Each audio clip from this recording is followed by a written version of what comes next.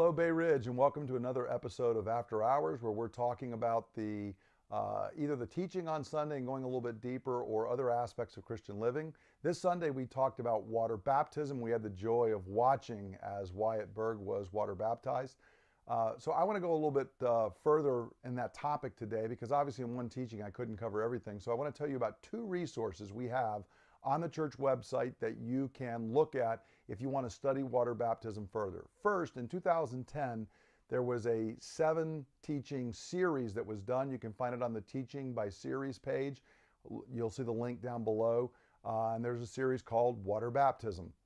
And if you look at that, you'll see just a whole series of teachings trying to cover every aspect of water baptism. A lot of the same information is also covered in a very small booklet you can download off the website that has just a series of 7 questions that you can study on your own, or if you're a parent talking with a child, you can download it and go through it with them. And the questions include things like, why are we water baptized?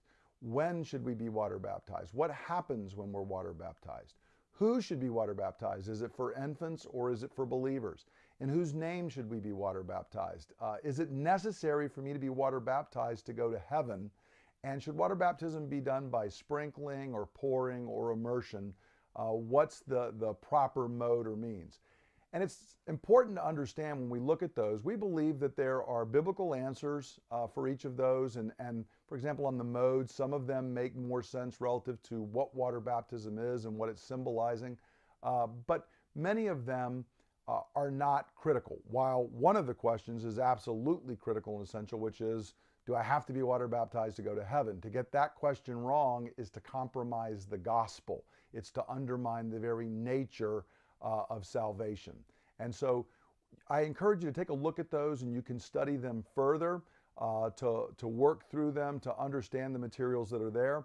But I also want to take this opportunity to reiterate, while someone might disagree over the proper mode, while someone might disagree over the name in which someone is baptized, while someone might disagree over exactly what's happening in water baptism, what's just symbol and what becomes reality, what's the nature of a sacrament, while there might be some disagreements over that, one thing all Christians do agree on is the command that we are to be water baptized. If we are disciples and followers of Christ, we are called to follow him into the waters of baptism.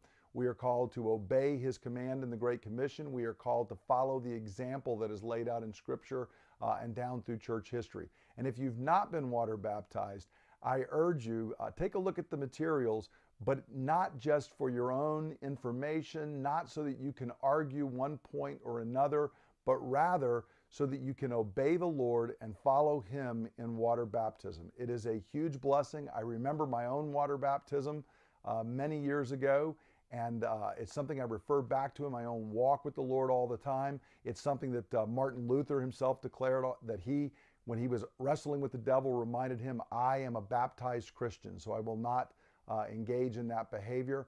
It's another thing that God works in our life, and it's a way that we can identify with Christ here in this world. So I encourage you to take a look at those resources, learn more about water baptism, and if you've not been water baptized, get in touch with me so we can sit down and talk about it and schedule a time for you to be baptized. I hope you have a great week, and I will see everybody on Sunday.